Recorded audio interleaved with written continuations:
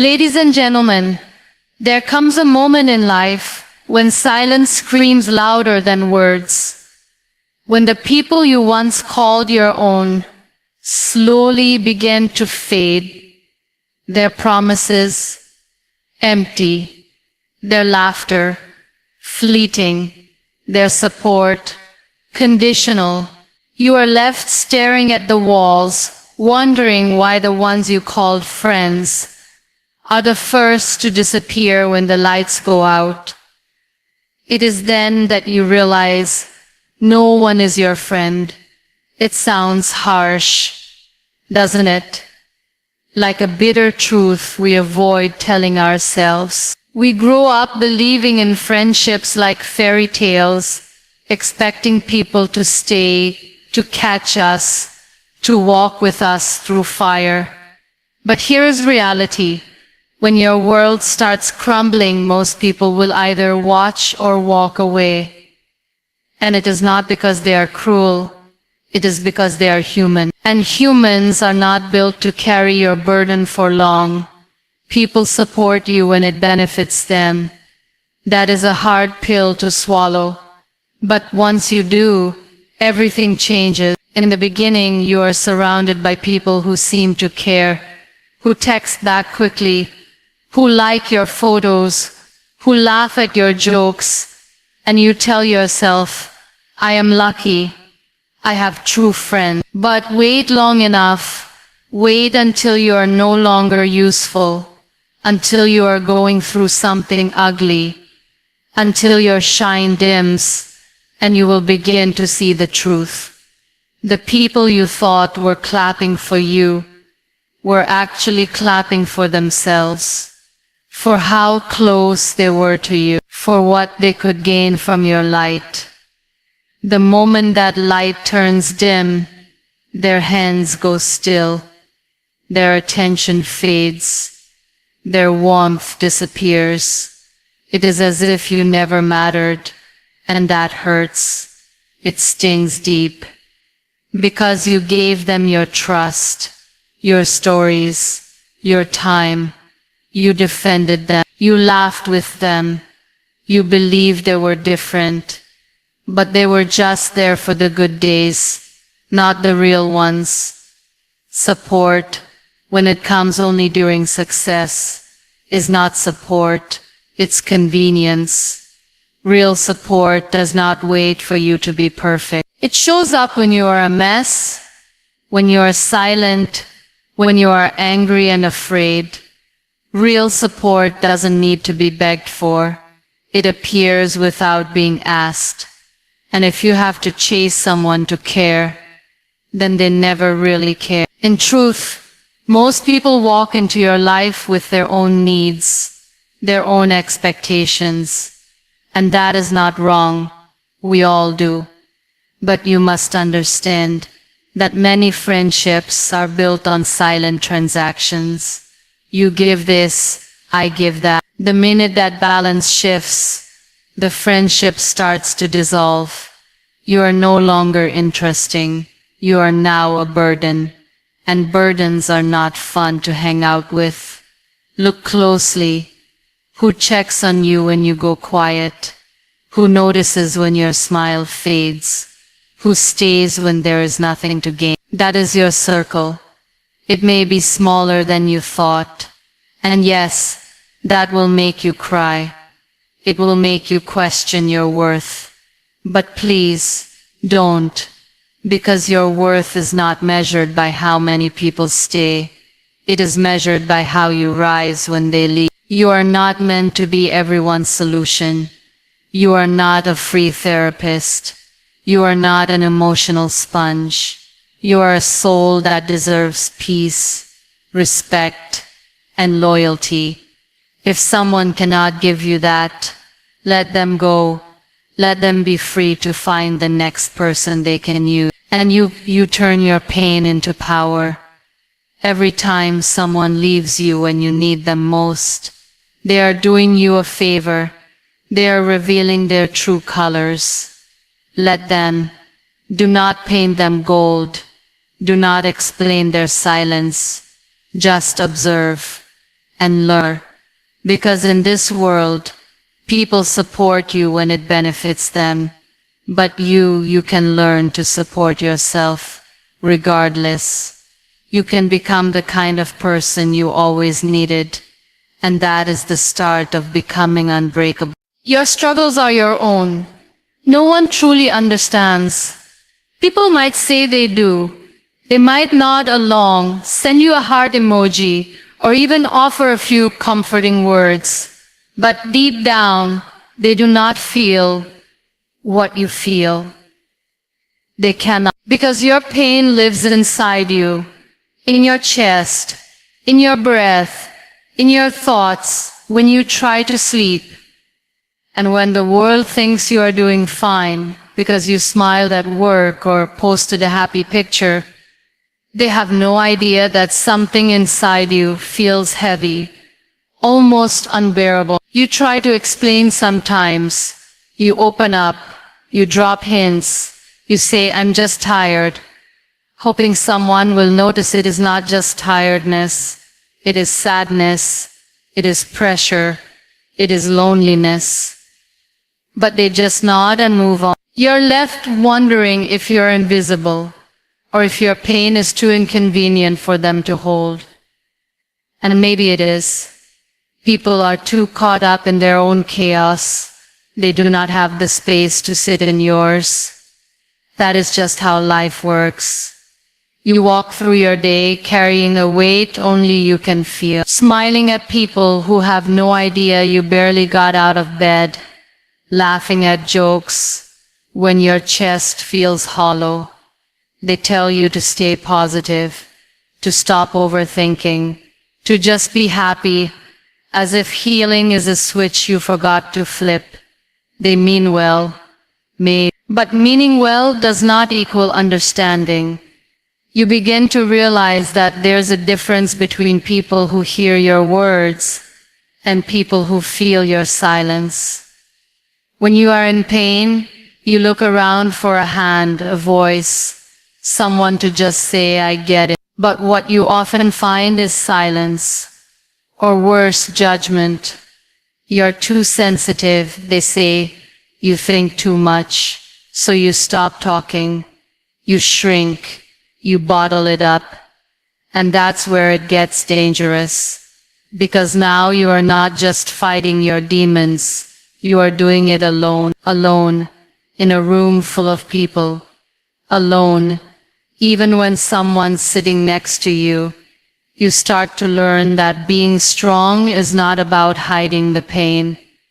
It is about walking with it, about waking up and doing what you need to do, even when your heart is tired. You realize that waiting for someone to come save you is a game you will always lose. No one can fix you.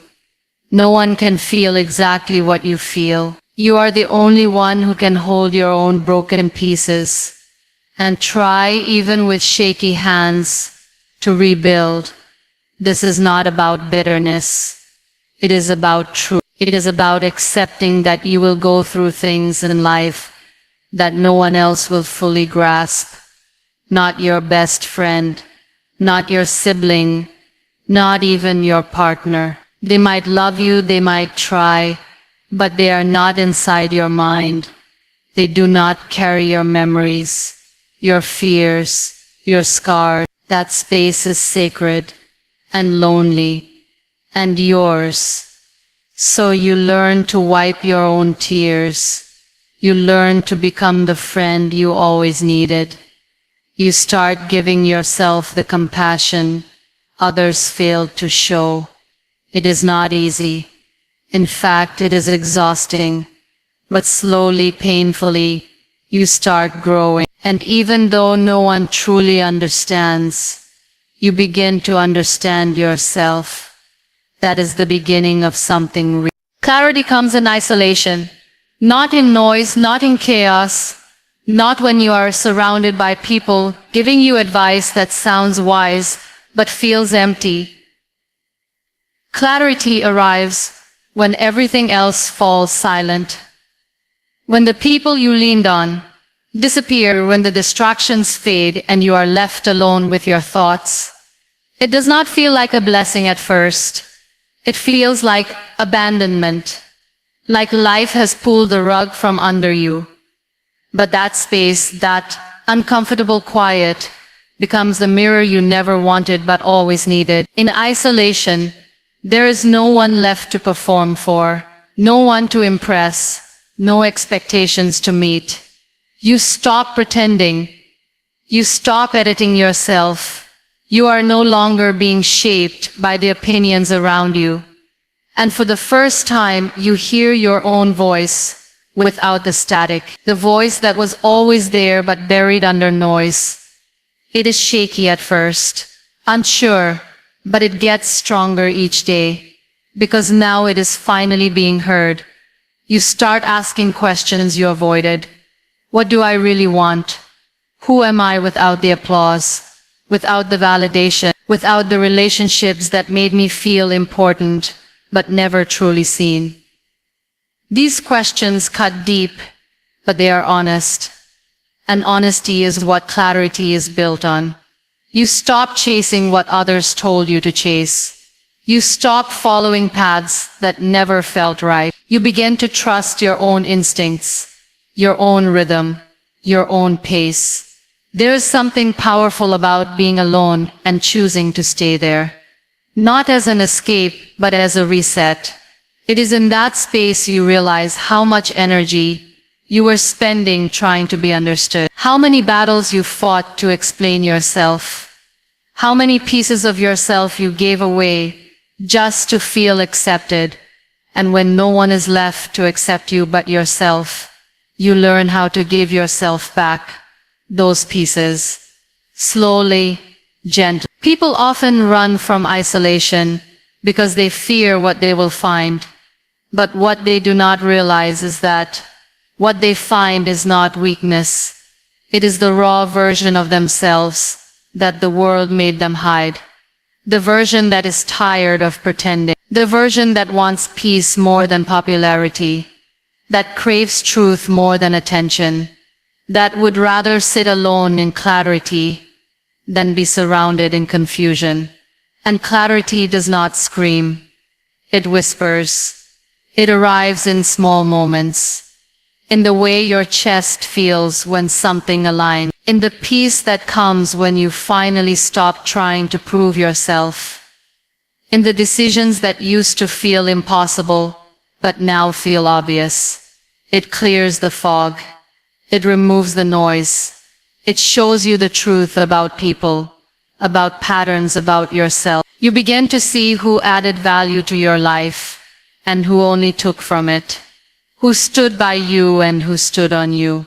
You recognize habits that held you back.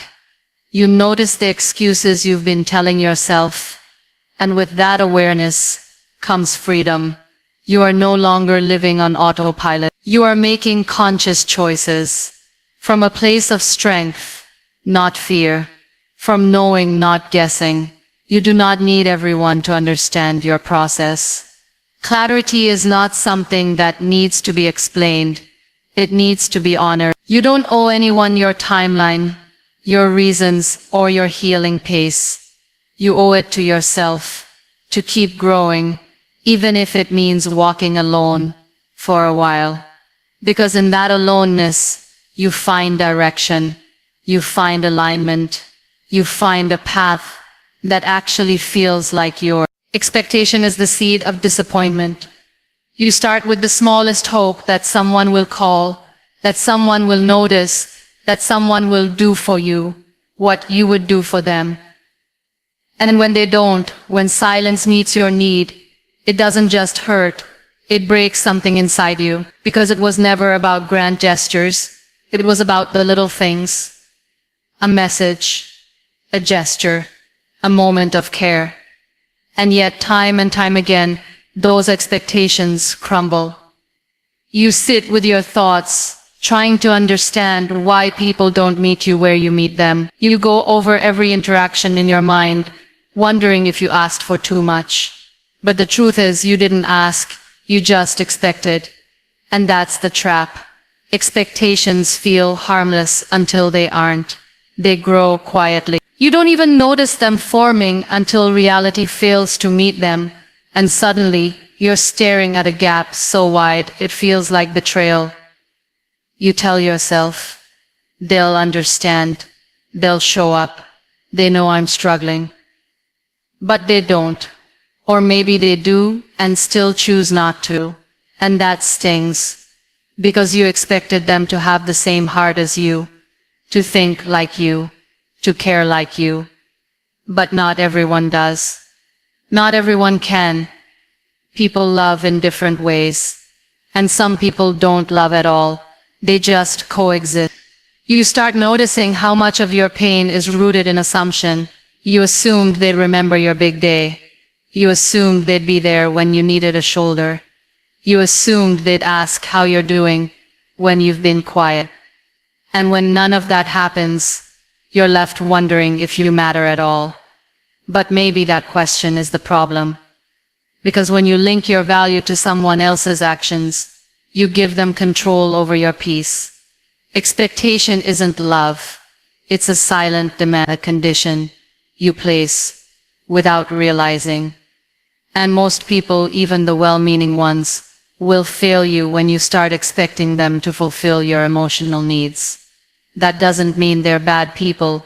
It means they're different people. And difference doesn't always align. What you need might not be what they're capable of giving. And that mismatch becomes the root of your pain. You try lowering your expectations, thinking that will protect your heart. But even then, even when you ask for the bare minimum, some people still fall short. And that's when you realize it's not about lowering the bar.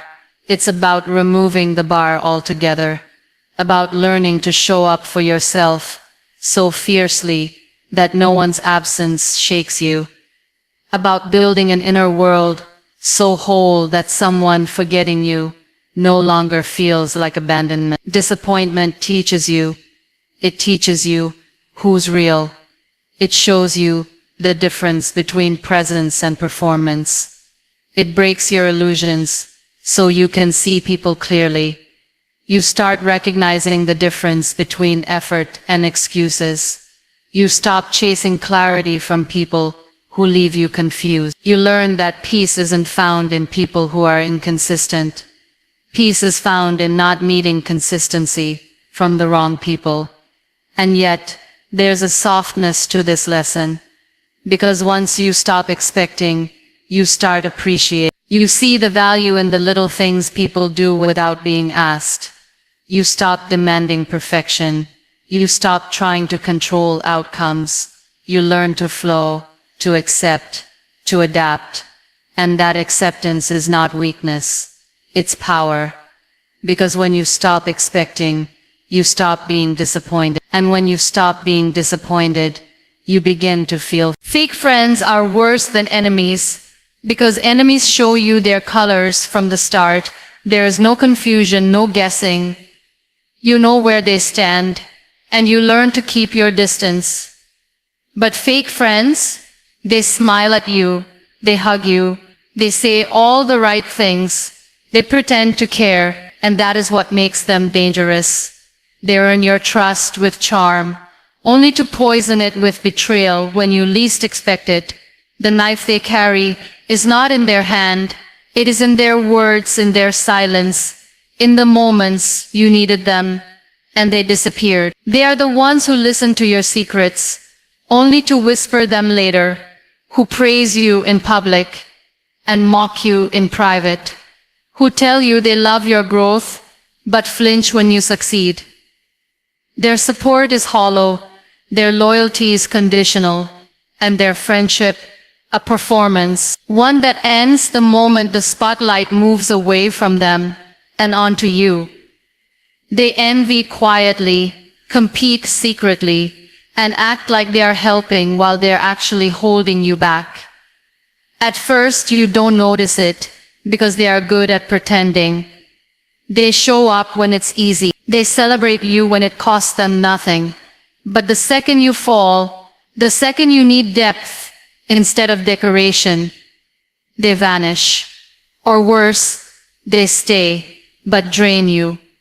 They take and take and take, but give nothing real in return. They're only around when you are convenient, when your energy is high, when your name carries weight. Once that changes, so does their behavior. What makes fake friends worse than enemies is the confusion they create. They make you question your instinct. You think, maybe I'm imagining things, maybe I'm being too sensitive, because they're so good at pretending. They gaslight you with politeness. They disguise manipulation as kindness. And all the while, they erode your confidence, your clarity, your peace. It becomes exhausting to keep wondering where you stand. With enemies, at least you know, but with fake friends, you live in constant uncertainty. They will mimic your dreams, copy your words, and compete with you in silence. But if you call it out, they act innocent. They tell you you're overthinking. They use guilt to keep you quiet. They make you feel like the villain for setting boundaries. And that's how they win. Not by overpowering you, but by weakening you from within. By using your trust against you. But then comes the moment you finally see them clearly. Maybe it's a small betrayal. Maybe it's the way they laughed when others mocked you. Maybe it's how they never clap when you win. Whatever it is, something clicks, the mask slips, and you are done. Not out of hate, out of clarity. You stop explaining yourself. You stop chasing their approval. You stop keeping space for people who never respected your presence. The worst part is not losing them. The worst part is realizing they were never truly with you in the first place. That all the memories you valued were just convenience for them. But even that realization is a gift. Because now you are free. Free to rebuild your circle with truth. Free to stop mistaking noise for loyalty. Free to protect your heart from charming liars. You don't need people who pretend to love you. You need people who love you loud, love you quiet, love you even when there's nothing to gain. You begin to understand that not everyone who sits at your table is your friend. Some are there to eat, some are there to watch, and some are just there to make sure you don't rise too high. But once you spot a fake friend, you never unsee them. You learn to walk away, to choose peace over performance, to trust actions over words, and in doing so, you finally make space for something real. Loneliness builds self-respect. It begins when everyone steps back and you are left standing in a room with your own echo. You feel abandoned, misunderstood, maybe even betrayed. There is silence where there used to be laughter. Your phone barely lights up, the world keeps moving, but you feel like you are standing still. And that feeling cuts deep. At first you try to fill the emptiness. You scroll, you call, you reach out.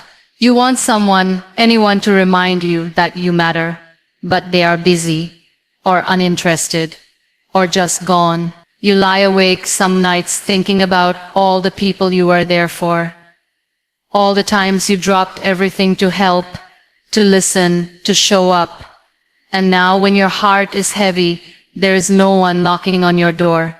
That loneliness hits like a wave. It pulls you on. It makes you doubt your worth. But what you do not see at first is that this silence, this isolation, is not a punishment. It is an invitation to finally see yourself, to finally value yourself, not through someone else's attention, but through your own eyes. When you have no one to lean on, you learn to stand taller, not because you want to, but because you have to. You stop chasing validation.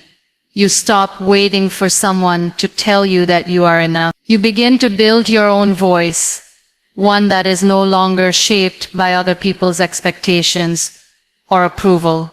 You start setting boundaries, not out of anger, but out of self-worth. You begin to choose peace over company, silence over drama, stillness over noise. And that shift changes everything. You stop shrinking to fit in. You stop saying yes just to keep others around. You realize that not everyone deserves access to your time, your energy, your softness. Some people were only meant to teach you how not to be treated. And it is often in the quietest seasons of life that you finally learn how to listen, not to others, but to your own soul. You begin to enjoy your own presence, not in a lonely way, but in a sacred way. You read more, think more, reflect more. You learn what calms you, what drains you, what fuels you. You stop forcing connections that feel one-sided. You begin to protect your space like your life depends on it. Because in many ways it does. Your peace is no longer for sale. You become selective, not bitter, reserved, not cold. You learn that solitude does not mean something is missing. Sometimes it means you are finally full. The more time you spend with yourself, the more you start to love who you are becoming. And with that love comes respect, a respect that says, I won't tolerate being you. I won't allow myself to be someone's second option. I will not stay in places where I am merely convenient. That kind of self-respect doesn't scream. It simply walks away. It chooses better. It waits for better. It creates better. And people notice the shift. They feel the distance. They say you've changed. But you haven't changed. You've just awakened. You've just started loving yourself in ways you used to beg others to. You don't need the noise anymore. You don't crave the spotlight. You are not interested in superficial friendships or temporary comfort. You've tasted something deeper, the power that grows in silence, the dignity that forms in loneliness, the strength that comes from being your own. The loudest cheerleaders are often the first to leave.